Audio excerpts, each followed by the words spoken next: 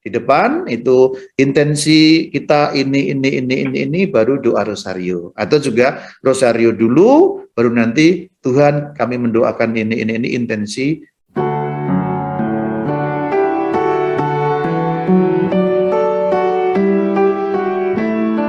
Mari kita pertama menggali dulu sebenarnya doa rosario itu seperti apa karakternya.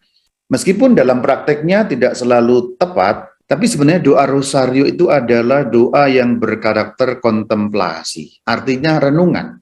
Merenungkan peristiwa-peristiwa dalam kehidupan Yesus Kristus, dan sering juga disebut doa rosario itu adalah ringkasan dari cerita Injil. Maka kan ada misteri-misterinya itu. Oh, misteri itu peristiwa dalam bahasa Indonesia ya. Latinnya misteri, misterium ya. Ada peristiwa setiap kali kan 5 ya, yang terbagi gembira, mulia, dan seterusnya, sampai ada cahaya, sedih juga ya. Nah, sebenarnya doa rosario itu adalah doa kontemplasi, doa merenungkan peristiwa-peristiwa kehidupan Tuhan Yesus, dan ada 2 yang peristiwa mulia terkait dengan Bunda Maria.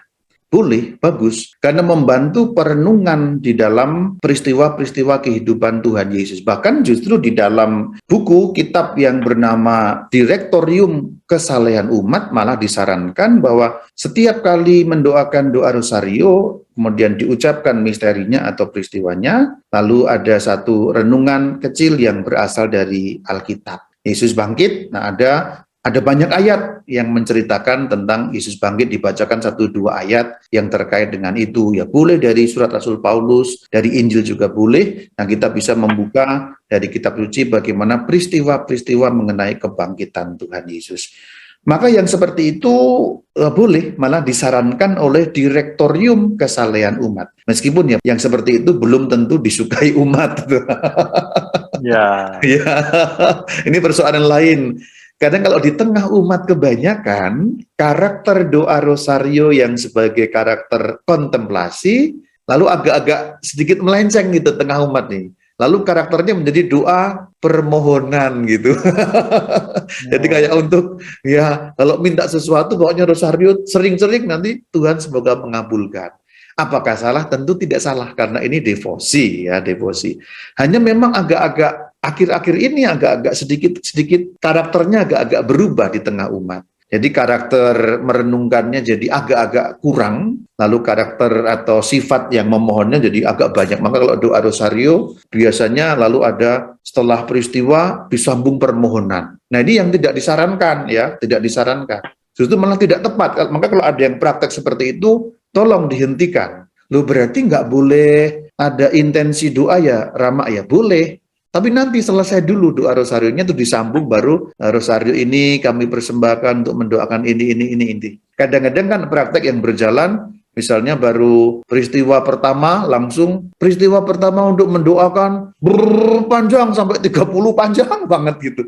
Nah, itu menjadi agak melenceng. Nah, kalau ini saya memberikan saran kalau bagian ini. Kalau ada yang praktek seperti itu, tolong dihentikan. Karena merusak karakter perenungan. Bukan berarti tidak boleh, tapi nanti di belakang atau di depan. Sama kayak tadi, ini prakteknya bagus. Di depan itu intensi kita ini baru doa rosario. Atau juga rosario dulu, baru nanti Tuhan kami mendoakan ini intensi yang seperti yang tadi disampaikan.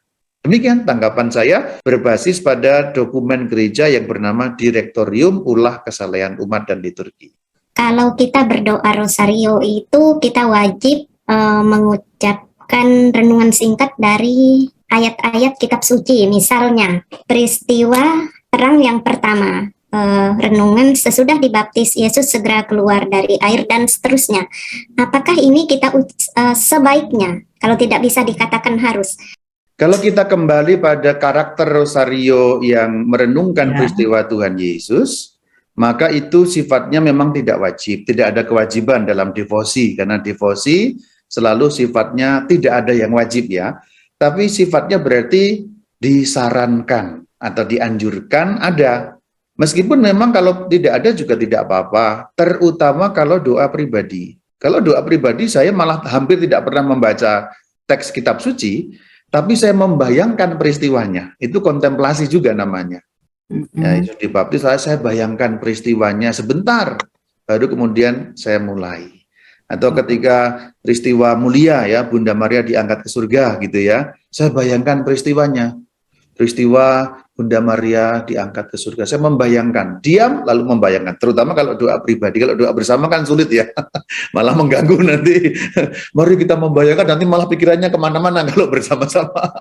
Tapi kalau doa pribadi, saya membayangkan itu pun sudah menjadi juga renungan. Jadi sebenarnya teks Alkitab membantu. Sifatnya bagus kalau dibaca.